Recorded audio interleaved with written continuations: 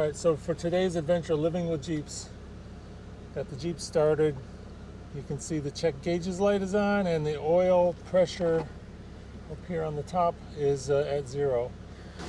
When we walk around the front of the Jeep, everything sounds normal, looks normal. I've checked my oil level and my level is at full. So I'm hoping it's a simple fix. Okay, so if you do see that light come on, you do want to be cautious about what you do because it could be something serious or it could be minor. In my case, like I said, I listened to the motor here. I didn't hear anything that was alarming, like lifters clacking around or anything like it. Wasn't getting oil pressure. Seemed to run fine.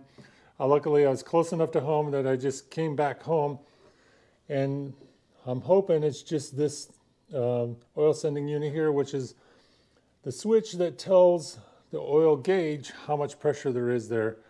I talked to a friend, he had the same exact issue. So we're gonna switch that out, see if that fixes our problem.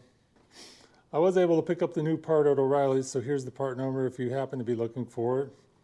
But basically it's just an oil sending unit. So I'm gonna pop the connector off here and screw this one out, put the new one in, and we'll see what happens.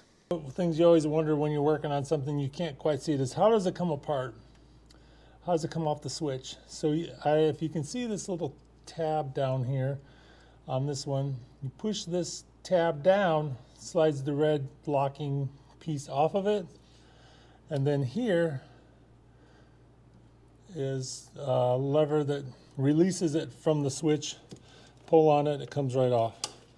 From there, I'm just going to take a socket and twist that one out. You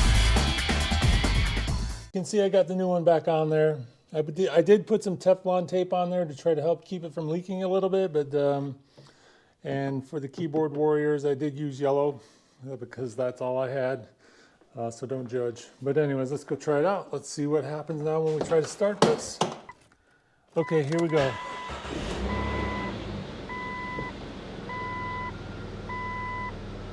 And there we go, look at that, much better. So in this case, I got lucky. By no means is this any professional advice, but if you see that gauge drop to 0, the light come on, you do want to stop if you don't already know that and investigate it, don't keep driving.